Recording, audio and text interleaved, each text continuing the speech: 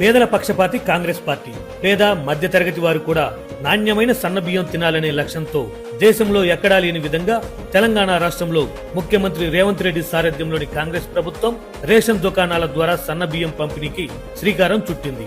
దీనితో పేదలందరూ సంతోషంగా ఉన్నారు. ఇప్పుడు మరో సంతోషకరమైన వార్తను కాంగ్రెస్ ప్రభుత్వం అందించింది.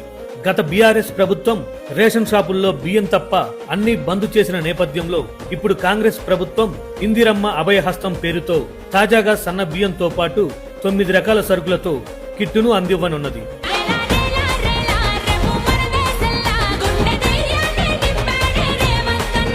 గతంలో ఉమ్మడి ఆంధ్రప్రదేశ్ రాష్ట్రంలో వైఎస్ రాజశేఖర రెడ్డి ముఖ్యమంత్రిగా ఉన్న సమయంలో అమ్మ హస్తం పేరుతో బియ్యంతో పాటు కందిపప్పు, పామాయిలు, గోధుమ పిండి, చక్కెర, ఉప్పు, చింతపండు, కారం, పసుపు, కిరోసిన్ కూడా రేషన్ షాపుల ద్వారా ఇచ్చారు.